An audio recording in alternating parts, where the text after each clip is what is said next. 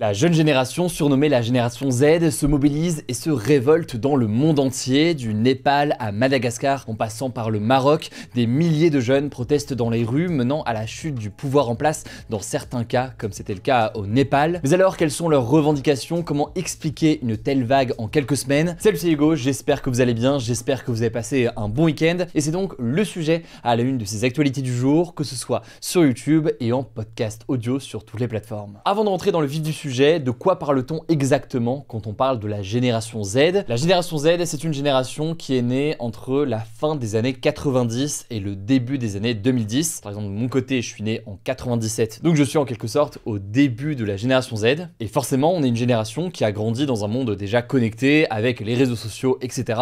Ça paraît évident, mais ils sont présents dans notre quotidien. Mais les manifestations ces dernières semaines, qu'elles aient lieu au Népal, à Madagascar ou encore au Maroc, elles ont justement ça en commun. Il s'agit de mobilisations qui sont nées et qui se sont amplifiées sur les réseaux, notamment TikTok, Instagram ou encore X. Alors en soi, c'est pas quelque chose de nouveau, je peux vous parler de dizaines de mobilisations qui se sont déroulées en ligne, mais là c'est assez rare d'avoir une utilisation aussi intense, et au-delà de ça en fait, une utilisation aussi intense de ces réseaux, on pourrait aussi parler de Discord, associée à une dimension générationnelle qui est clairement revendiquée. Alors on va revenir dans un instant sur le Maroc, Madagascar et le Népal, mais ce qu'on peut quand même noter, c'est que ce genre de manifestations de la génération Z, elles avaient déjà eu lieu au Sri Lanka en 2022 ou encore au Bangladesh en 2024. On peut aussi parler des mobilisations en Indonésie ou encore aux Philippines. La cause très souvent ce sont des frustrations et des colères similaires avec un schéma donc qui semble se répéter. On peut citer notamment une sorte de coupure entre des dirigeants âgés et une population particulièrement jeune. À cela s'ajoute également une importante corruption des élites qui est dénoncée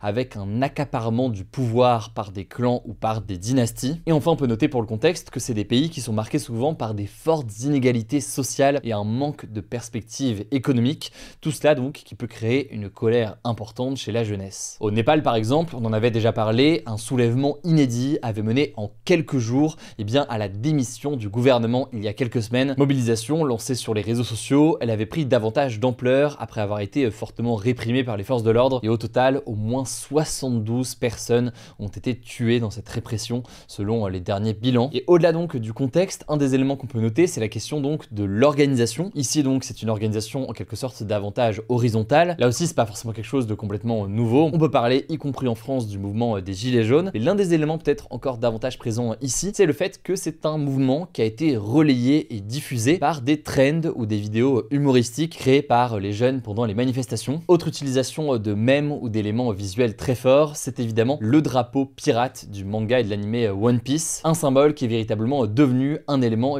central et commun à toutes ces mobilisations en cours dans le monde entier. Alors sans entrer dans toute l'histoire de One Piece, le héros de One Piece, Luffy, qui est lui-même un adolescent, se bat notamment contre la corruption et différentes injustices, et c'est un parcours qui évidemment peut résonner avec de nombreux manifestants. Alors on l'a dit, ce mouvement, il a d'abord été vu en Asie, mais il s'est aussi développé en dehors, notamment sur l'île de Madagascar à l'est de l'Afrique. Depuis jeudi dernier, on vous en a déjà parlé sur nos différents réseaux, mais des milliers de jeunes sont mobilisés dans les rues pour dénoncer la corruption et les coupures d'eau et d'électricité qui touchent quotidiennement le pays. Ces manifestations ont été réprimées, le bilan s'élève à au moins 6 morts, dont plusieurs personnes tuées par balles selon les sources hospitalières citées par les médias. Mais face aussi en parallèle à de nombreux pillages dans des magasins et des boutiques, un couvre-feu a aussi été instauré. En réponse, le président de Madagascar a pris la décision de renvoyer ce vendredi le ministre de l'énergie du pays. La mobilisation se poursuit du côté des jeunes à Madagascar. Vous avez été extrêmement nombreux à nous envoyer des messages il y a quelques jours. On continue évidemment à suivre la situation et on fera des points réguliers sur ce qui se passe en ce moment à Madagascar pour vous informer au mieux sur tout cela. De la même façon, au Maroc, des centaines de jeunes ont manifesté ce week-end pour réclamer, je cite, une réforme du système éducatif et des services de santé publique. Ils dénoncent aussi des inégalités encore importantes et de nombreuses situations de précarité pour les jeunes. Cette fois-ci, l'appel à manifester a été lancé par un collectif Gen Z 212, notamment donc sur Discord. Discord, c'est donc cette plateforme initialement utilisée par les joueurs de jeux vidéo, mais une plateforme qui, vous le savez très probablement, a pris beaucoup d'ampleur aujourd'hui et n'est plus seulement utilisée dans le cadre du gaming. En tout cas, selon l'un des présidents de l'association marocaine des droits humains, plus de 100 interpellations ont eu lieu à Rabat, la capitale du Maroc, et des dizaines d'autres ont eu lieu dans plusieurs villes marocaines depuis ce week-end, alors que la mobilisation était importante. Et même si chaque mouvement mouvement dans ces différents pays garde évidemment ses spécificités et des revendications parfois différentes, eh bien de nombreuses personnes estiment qu'il y a donc une sorte de mouvement commun et une forme de mimétisme, notamment dans les modes d'action ou dans les symboles. Alors comment est-ce que tout cela avait évolué? Eh bien le fait que ce soit un mouvement spontané, donc sans organisation politique derrière, ça peut en faire à la fois une force,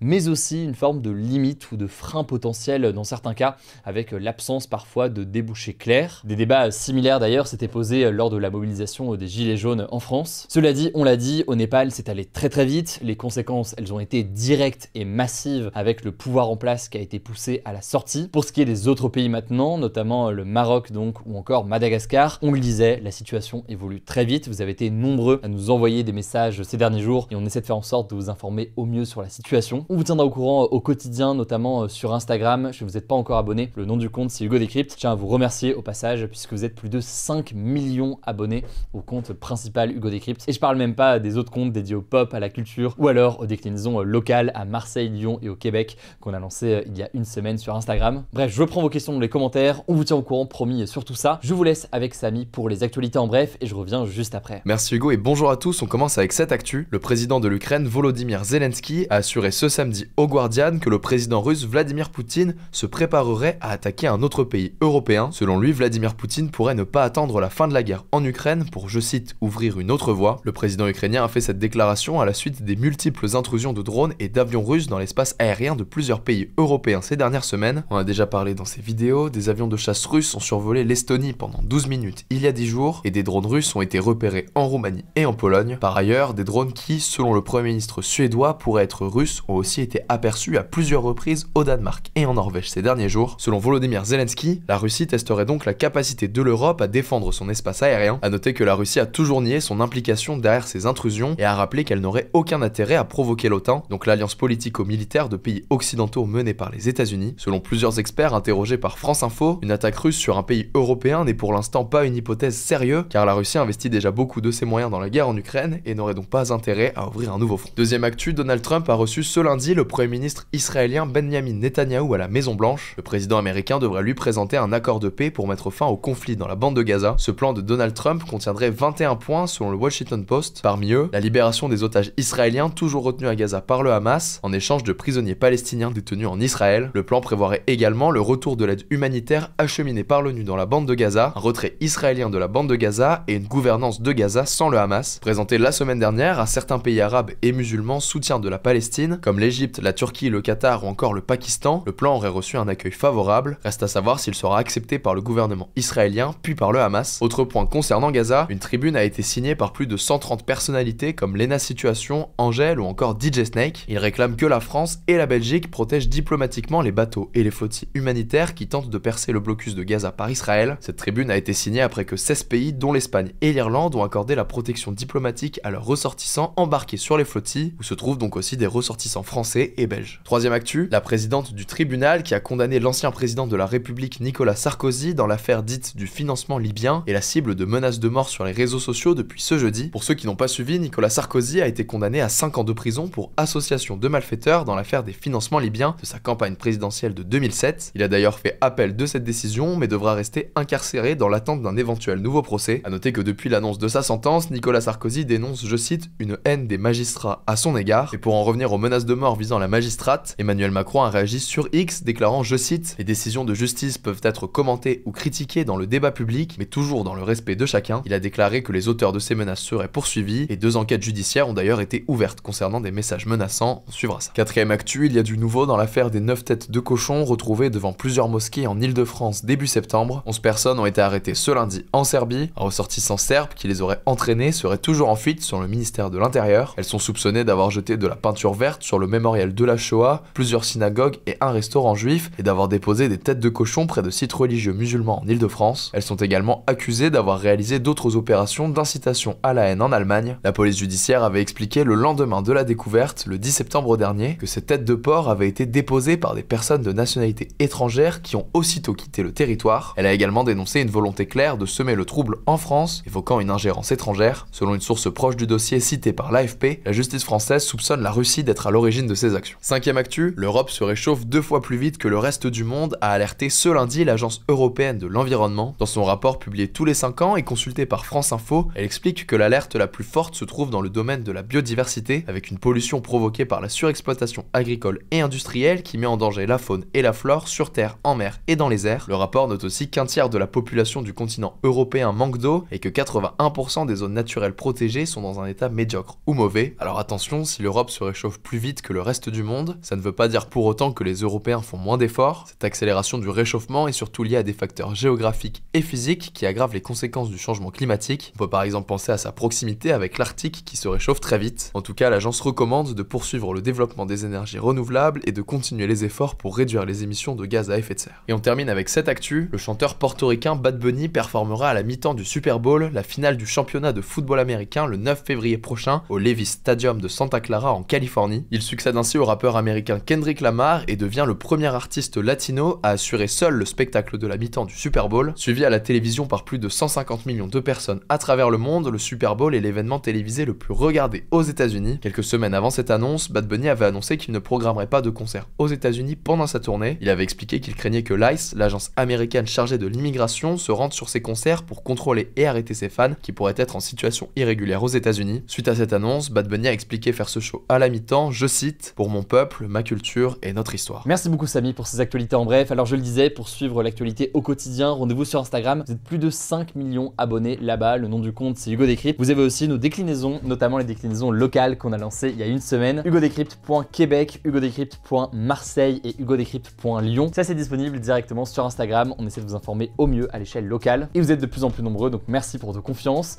Prenez soin de vous, prenez soin de nos proches, et puis on se dit à demain pour une nouvelle vidéo.